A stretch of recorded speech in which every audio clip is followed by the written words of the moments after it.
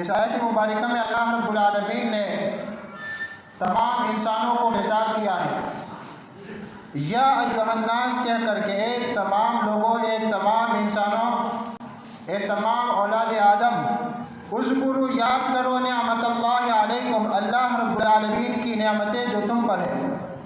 اور مفسرین نے لکھا ہے کہ یہاں یا ایھا الناس کا جو لفظ ہے کہ اے تمام لوگوں، خطاب تو تمام لوگوں سے ہے، لیکن اس کے اول مخاطب جو ہے وہ مشرکین قریش تھے، اور ان سے کہا جا رہا ہے کہ اللہ رب العالمین کی نعمتوں کو یاد کرو۔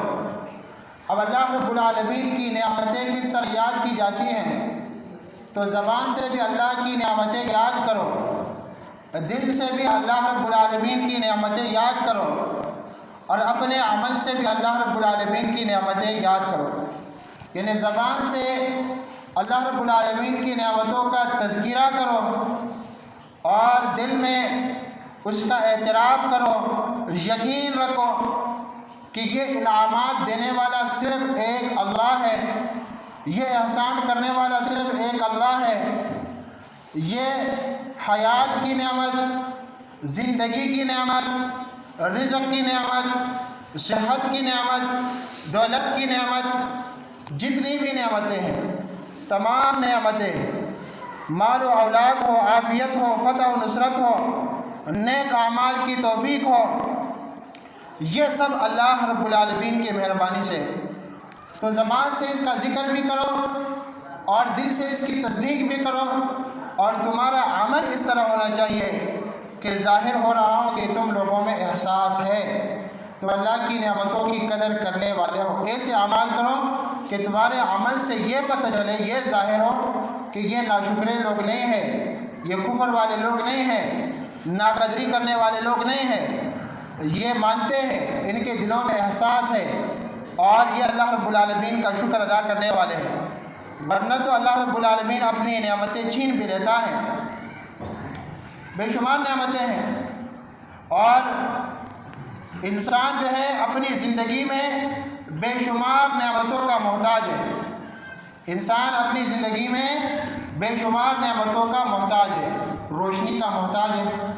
دن میں اگر اللہ رب العالمین روشنی نہ کرے تو دن کی روشنی کے لیے پتہ نہیں کتنی بجلی خرچ کرنے پڑے گی، اور پھر بھی جس طرح دن میں روشنی ہوتی ہے اس طرح روشنی کوئی بھی نہیں کر سکتا۔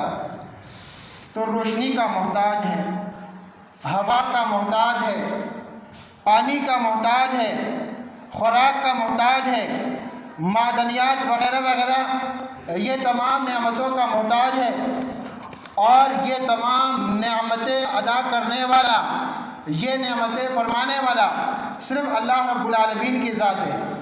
اگر صبح کو اللہ رب العالمین سورج طلوع نہ فرمائے تو پھر کس میں طاقت ہے کہ وہ سورج کو طلوع کر سکے؟ پھر یہ کس کے حکم سے طلوع ہوگا؟ یہ صرف ایک اللہ رب العالمین کے حکم سے طلوع ہوتا ہے۔ یہ نظام کائنات جو چل رہا ہے یہ صرف ایک اللہ رب العالمین کے حکم سے چل رہا ہے۔ اور مشرک لوگ بھی یہ مانتے تھے کہ آسمان سے نعمتوں کی بارش اور زمین سے جو نعمتیں نکلنے والی ہیں، ان تمام کا خالق، مالک، پیدا کرنے والا صرف ایک اللہ رب العالمین ہے۔ وہ توحید ربوبیت میں شرک نہیں کرتے تھے، وہ کہتے تھے کہ ہمیں پیدا کرنے والا صرف ایک اللہ ہے، یہ بت نہیں، لات و منات اور عزا وغیرہ نہیں ہے، وہ مانتے تھے۔ یہ نظام کائنات چلانے والا صرف ایک اللہ ہے، وہ یہ بھی مانتے تھے۔ وہ جو شرک کرتے تھے وہ توحید الوہیت میں شرک کرتے تھے کہ اللہ رب العالمین کے علاوہ دوسروں کے سامنے سجدہ ریز ہوتے تھے اور ان کی عبادت بجا لاتے تھے۔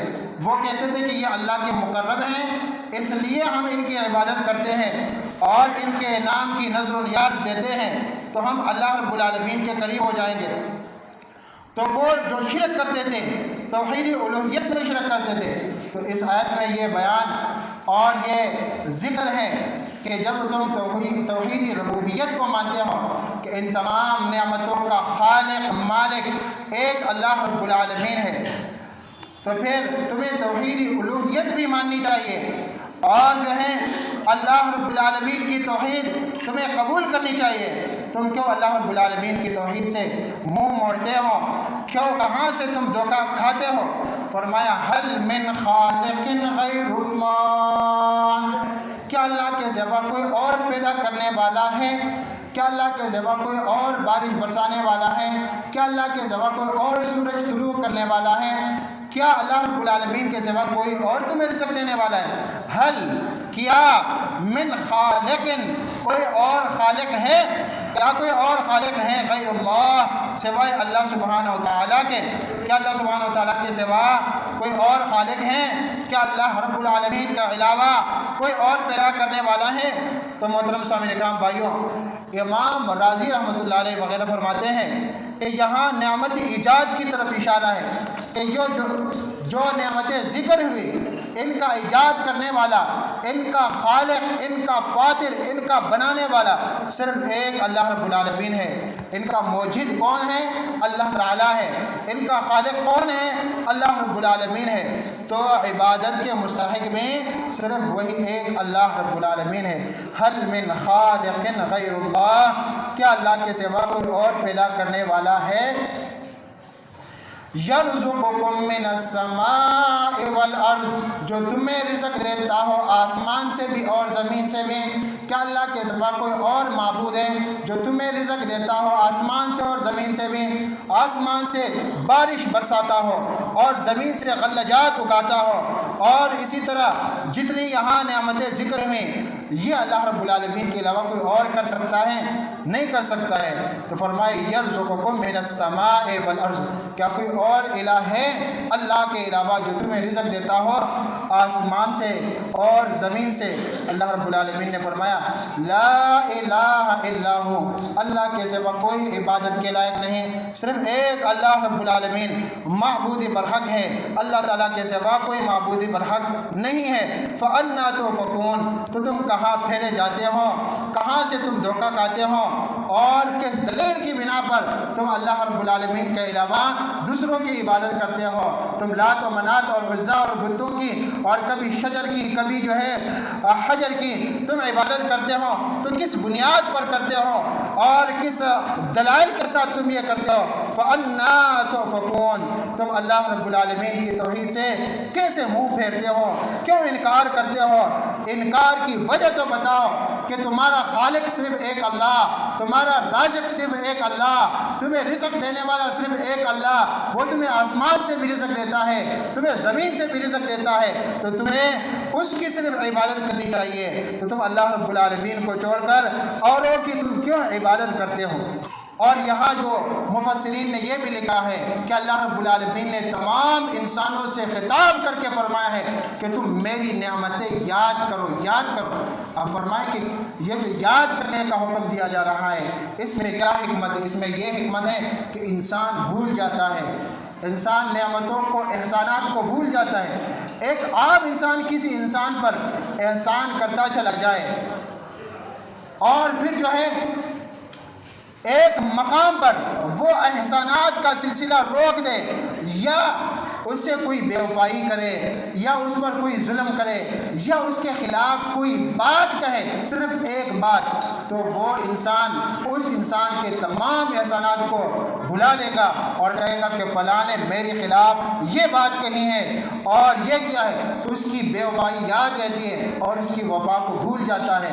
تو اللہ رب العالمین نے بھی فرمایا ہے کہ اے اولاد آدم، اے تمام انسانوں، تمہارے اوپر میری بے شمار نعمتیں ہیں، ان کو یاد کرو۔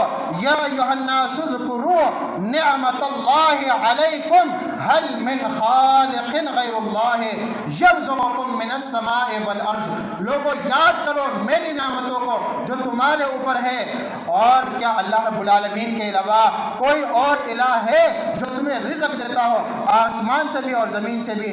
فَأَنَّا تُؤْفَكُونَ، تو تم کہاں پھیرے جاتے ہو؟ تو اس آیت مبارکہ میں توحید کی طرف دعوت ہے، تمام لوگوں سے کہا جا رہا ہے کہ اللہ رب العالمین کے احسانات یاد کرو، زبان سے بھی، دل سے بھی اور عمل سے بھی۔ تمہاری زبان پر بھی ناشکری کے کلمات جاری نہ ہو، اور ہمارا مشاہدہ ہے، بلکہ اگر ہم اپنے آپ کا جائزہ لیں تو ہماری زبان پر بے شمار ناشکری کے کلمات جاری ہوتے ہیں۔ یہ اللہ رب العالمین نے فرمایا ہے کہ یاد کرو تو زبان سے بھی، دل سے بھی، عمل سے بھی، کہ تمہاری زبان سے ایسی بات نہ نکلے جو ناشکری ہو، اور تمہارے دل میں، تمہاری سوچوں میں بھی ناشکری کے احساسات نہ ہوں، اور تمہارا عمل بھی ایسا ہونا چاہیے کہ جس سے یہ ظاہر ہوتا ہو کہ تم میں نعمتوں کی احساس ہے، تم قدر کرنے والے ہو، اور تم جو ہے صحیح سوچنے کے قابل ہو، اور تم میں یہ صلاحیتیں موجود ہیں۔ اس کے بعد جو آیت نمبر 4 ہے